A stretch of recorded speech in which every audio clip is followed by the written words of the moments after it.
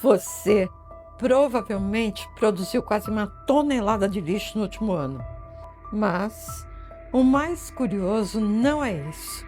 É que quase ninguém pensa para onde esse lixo realmente vai. Você já imaginou jogar fora quase 1 quilo de arroz por dia? Essa é a média global de lixo que cada pessoa produz diariamente. Mas tem um detalhe que quase ninguém comenta. Quanto mais rico e mais urbano é um país, mais lixo cada pessoa gera. Em alguns países desenvolvidos, a média passa de 1,5 kg por dia. Isso não é coincidência. Cidades concentram consumo e consumo gera resíduos.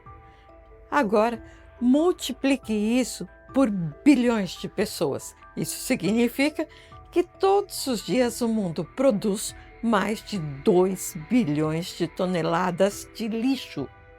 E assim, de repente, aquele saquinho da sua casa virou um problema planetário.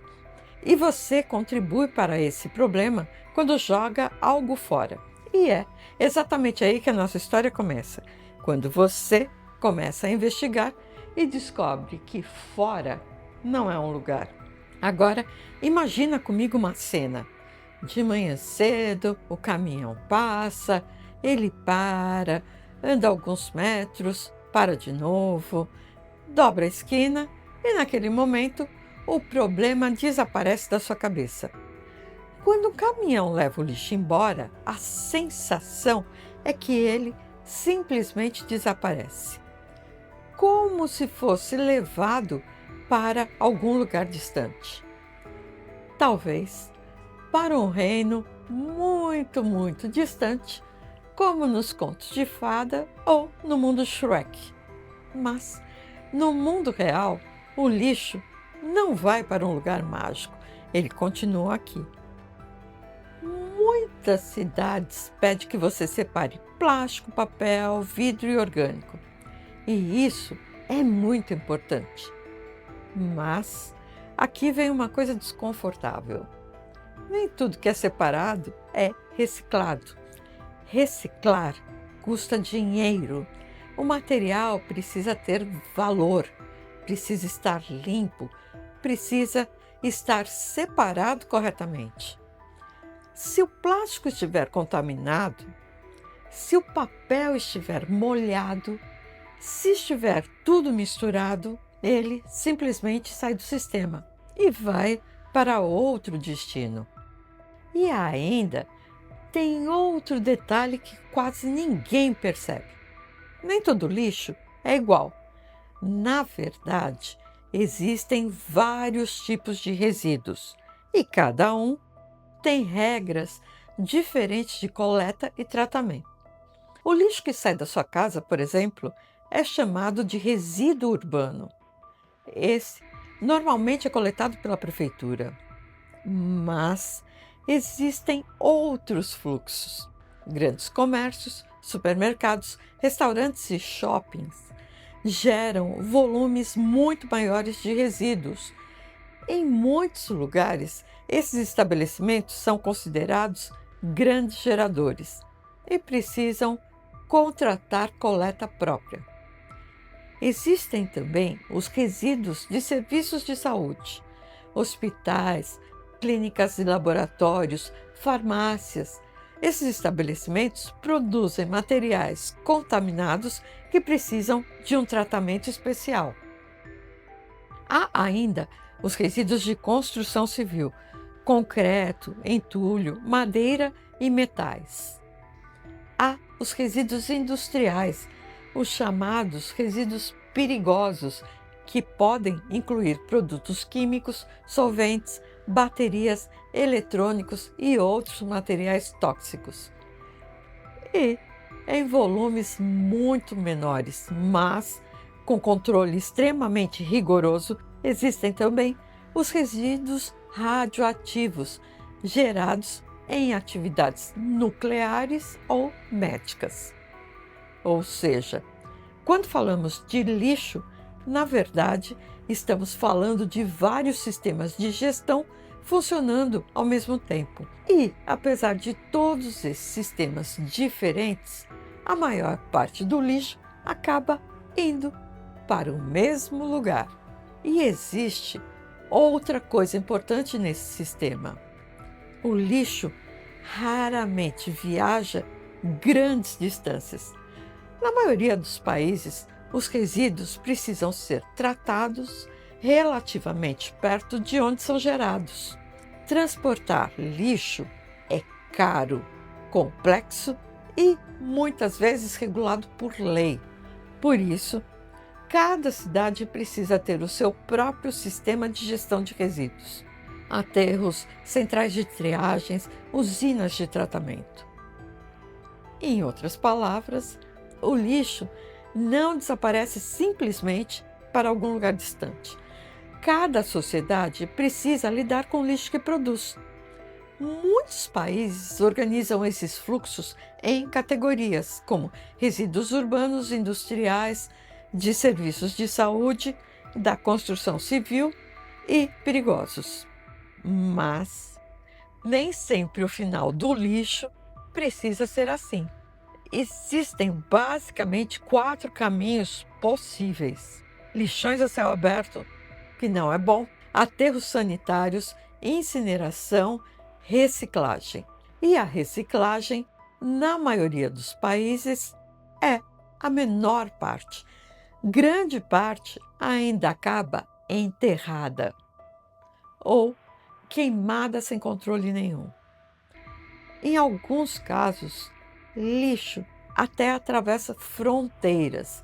Durante décadas, países ricos enviaram parte de seus resíduos para países mais pobres.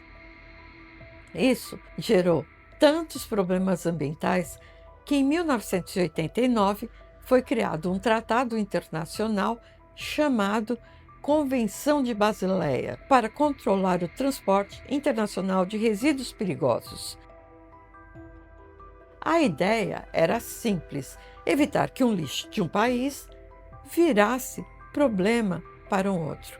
Por isso, a maior parte do lixo ainda termina em um destino muito mais próximo. A ideia era simples: evitar que lixo de um país virasse problema de outro. Isso não é apenas teoria.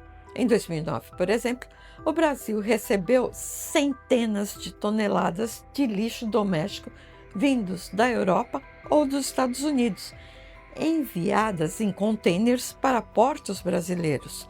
O material incluía plástico, fraldas, lençóis hospitalares, seringas e outros tipos de resíduos que não deveriam ter sido exportados. Depois de descoberto, os contêineres precisaram ser devolvidos ao país de origem. Mas, mesmo sem cruzar fronteiras, a maior parte do lixo ainda termina em um destino muito mais próximo. E quando os sistemas de gestão falham completamente, o lixo pode seguir outro caminho. Rios carregam resíduos até o mar. Correntes oceânicas concentram esses materiais em grandes zonas de acúmulo. E daí surgem as chamadas ilhas de lixo no oceano, regiões onde plásticos e outros resíduos se acumulam lentamente ao longo de décadas. Nos últimos anos, algumas empresas começaram a recuperar parte desse plástico do oceano. Em parceria com organizações ambientais, marcas como a Adidas chegaram a produzir tênis feitos com plásticos retirados do mar. Esses objetos ajudam a chamar atenção para o problema, mas também revelam uma realidade importante. Mesmo que iniciativas assim se multipliquem, a qualidade de plástico nos oceanos é tão grande que recuperar tudo isso seria praticamente impossível. Nos lixões surgem pragas, doenças e contaminação. Em muitos lugares, pessoas sobrevivem catando resíduos. crianças ainda circulam em áreas de descarte. O aterro é a opção mais inteligente do que os lixões. O lixão é basicamente um lixo jogado diretamente no solo. O aterro sanitário já é uma obra de engenharia projetado para isolar o lixo do ambiente, controlar o chorume e captar os gases da decomposição. A diferença ambiental é tão grande que muitos países proibiram lixões. E ainda há aterros que já possuem até mesmo crédito de carbono. Nos aterros sanitários, o lixo orgânico se decompõe sem oxigênio. Isso gera o chorume e gera o metano, um gás que aquece o planeta muito mais do que o CO2. Um lixão espalha o impacto. Um aterro tenta conter o impacto, ou seja, o lixo que você esqueceu continua ativo por décadas, mesmo depois de enterrado. No Brasil, inclusive, existe uma lei específica para lidar com esse problema. É a Política Nacional de Resíduos Sólidos, criada em 2010. Essa lei estabeleceu várias mudanças importantes: o fim dos lixões até 2014, a responsabilidade compartilhada pelo lixo e sistemas de logística reversa. A ideia era que os lixões fossem eliminados e substituídos por aterros sanitários. Mas a realidade é mais lenta do que a lei.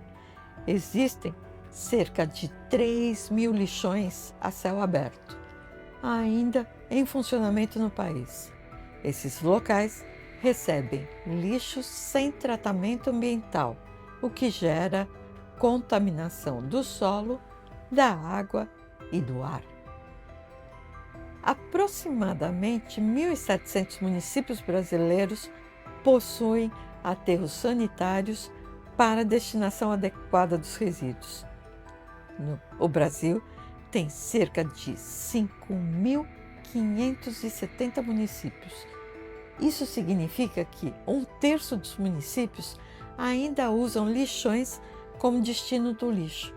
Menos de 1/3 possui aterros sanitários adequados. Mesmo gerando mais de 80 milhões de toneladas de resíduos por ano, apenas cerca de 60% do lixo coletado vai para aterros sanitários. Ou seja, uma parte significativa ainda tem destinação inadequada, o que mostra uma coisa importante: resolver o problema do lixo não é apenas uma questão de vontade, é infraestrutura, é logística, é dinheiro. Agora, faça uma conta comigo. Se o Brasil produz cerca de 80 milhões de toneladas de lixo por ano, mais de 30 milhões ainda acabam em lixões ou locais inadequados, isso equivale a algo próximo de 9.000 caminhões de lixo despejados todo santo dia. É muita coisa, não é? Além do volume de lixo, isso também significa consumo de energia, emissão de gás carbônico e metano. Alguns países fizeram uma escolha diferente. Ao invés de enterrar o lixo, resolveram queimá-lo. Mas não é simplesmente queimar. É o que se chama incineração com recuperação de energia. O calor gerado pela queima aquece água. A água vira vapor. O vapor move turbinas e essas turbinas geram eletricidade, ou seja, o lixo vira combustível. Países como Japão, Suécia, Dinamarca, Alemanha e Singapura usam esse tipo de sistema, mas isso também não é uma solução perfeita.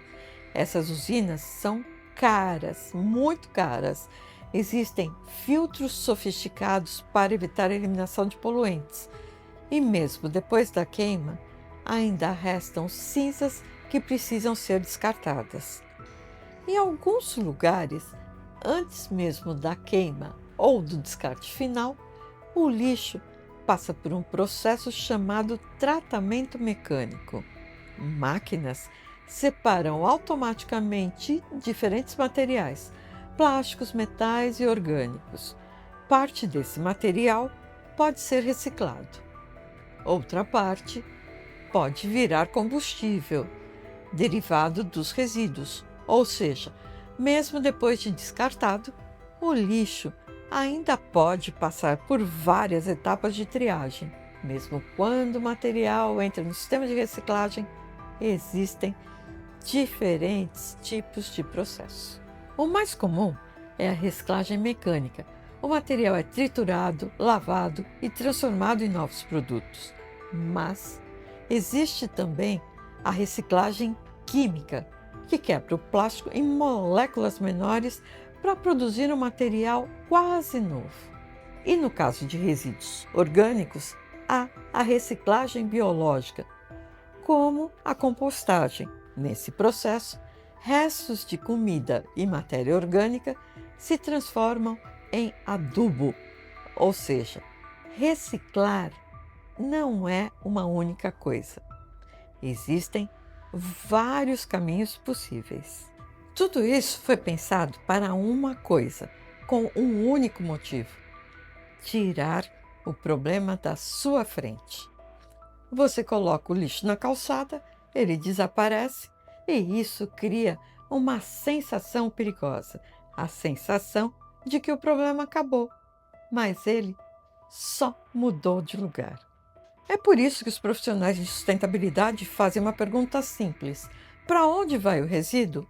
Antes de falar de reciclagem, antes de falar de carbono, antes de falar de ESG, você precisa entender o fluxo, porque sustentabilidade não começa no descarte, começa no design.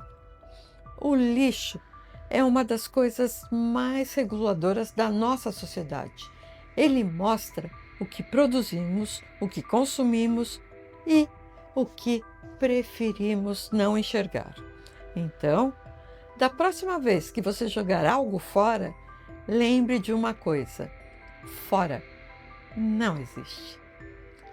E se você curte conteúdos como esse, se você tem interesse em saber o invisível por trás das coisas do cotidiano, ou se você pretende ser um profissional da área da sustentabilidade, não se esqueça de se inscrever nesse canal e ativar o sininho, porque aqui a gente sempre desmistifica o invisível por trás dos objetos do cotidiano.